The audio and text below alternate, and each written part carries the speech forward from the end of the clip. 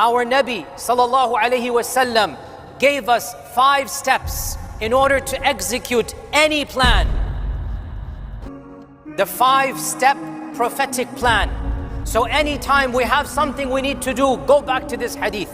This hadith lays out for us in 5 steps what should be our methodology, our management, our modus operandi. How do we operate? Our Nabi sallallahu alayhi wasallam explained to us in a hadith narrated in Sahih Muslim by Abu Hurairah radiyallahu ta'ala an. And each of these phrases is beautiful. First phrase, it begins, المؤمن القوي أحب إلى الله من المؤمن الضعيف وفي كل خير.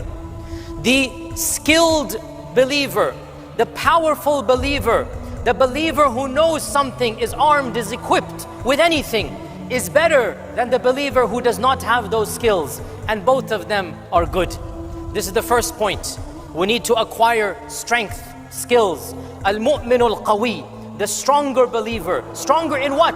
In anything. Stronger in physical strength, stronger in iman, stronger in management, stronger in computer programming, stronger in the knowledge of medicine. Whatever is your field, aim to be the best. The better believer is the one who knows his field better. Al-mu'min al-qawi, the stronger believer. Our scholars say stronger here in any aspect. If you know something, if you're better at a skill, if you have stronger iman, it is better than the one who doesn't in that field. So gain strengths in your field. This means skills, education, experience. That is al-mu'min al-qawi. وَفِي كُلٍّ خَيْرٍ. And there's good in all believers. There's good in all the believers. Whether you have that skill or not, you have iman, you have good in you. So that's the first point. Acquire skills. Be the better believer. The second point, احرص على ما ينفعك. Aim to do something that will benefit you. Once you have skills, you don't just sit back. احرص على ما ينفعك. Set some strategic goals. Have a vision, have a plan. Don't live a lazy life. Don't live a visionless life. We have one life to live. Aspire to make the most of your life. Have the highest dreams. Have the loftiest of all visions. Do something useful with your life. This is what we're being told. We're being told, be eager to do something that is beneficial. It is beneficial to have iman and good deeds. Be eager to have them. It is beneficial to have a job. Acquire a job. It is beneficial to save money. Save money. It is beneficial to have a loving family. Have a loving family. You have to have desires, aims, goals. You have to have a vision. If you don't have a vision, nothing is going to get done. So the second point, احرص على ما ينفعك. Have that vision. What do you want from life? What do you want to accomplish? What is your goal? And you should have multiple goals. My goal in the religious field is such and such. My goal in the economic field is such and such. My goal in my corporation is such and such. My goal for my family life is such and such. In every field, have a vision, have a plan, have a goal. احرص على ما ينفعك. Number 2. Number 3, واستعن بالله. First and foremost, after you have the vision, before you do anything, seek help from Allah. Before you do anything, you have the vision in your mind.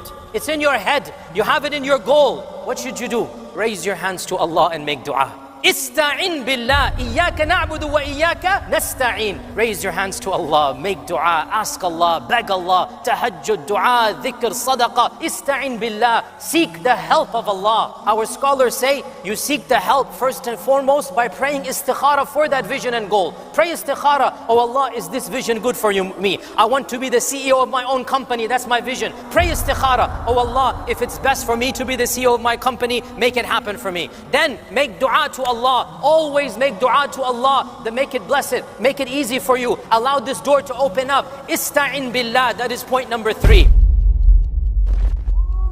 Number 4. Wala ta'jaz. Don't give up. Subhanallah. What a beautiful, beautiful motivation. Don't just throw in the towel. Don't be lazy. Don't just expect miracles to happen without you doing anything. No, once you have the skills, once you have the vision, you've prayed istikhara and made dua to Allah, now you need to put in the sweat and the tears. You need to put in the physical effort. You need to put in plan A. Doesn't work, move on to plan B. Doesn't work, move on to plan C. Never give up. وَلَا تَعْجَزْ. Don't lose hope. Keep on doing it, and then doing it, and then doing it. Keep on trying. Don't give up hope.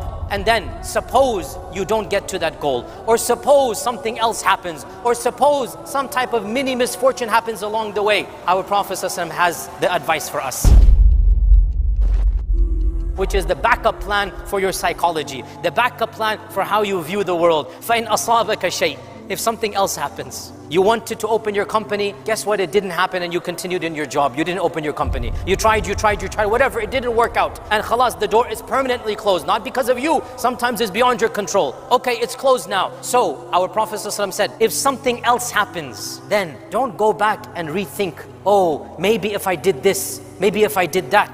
فَإِنْ أَصَابَكَ شَيْءٍ فَلَا تَقُلْ. Don't say to yourself, لَوْ أَنِّي فَعَلْتُ كَذَا لَكَانَ كَذَا. Don't go back in your mind and relive your failures and then think, what if, and how about, and maybe. No, it's happened. It was the past. So therefore, do not open up. In one hadith, in one version, he said, thinking about what if opens the door for shaitan. Shaitan creates doubts in your mind. وَلَكِنْ قُلْ. Instead, say this, قَدَّرَ اللَّهُ وَمَا شَاءَ فَعَلْ. I tried, it didn't work out. Allah's qadr was effective, and whatever Allah wants to happen will happen. قَدَّرَ اللَّهُ وَمَا شَاءَ فَعَلْ. Don't go back and relive your failures. Don't let your failures bog you down. Don't go into a type of cycle of depression or of going back in time. No, it was an opportunity. You thought it was good. You did everything right, but Allah had a better plan for you. So, khalas, that door is closed. Move on to the next chapter in your life. Learn from your mistakes. Don't blame anyone. Don't go back. Khalas, it happened. قَدَّرَ اللَّهُ وَمَا شَاءَ فَعَلْ. It was Allah's qadr, and whatever Allah wants to happen, it is going to happen. Qadr is never used to justify your future actions. It is used to console your past tragedies. Memorize this line. Qadr is never used to justify a future course. Don't say, oh, it's Allah's qadr that I don't have a company. No, you don't know what is your future. You don't know what is Allah's qadr. Try to open your company. Try to be successful. Try. But then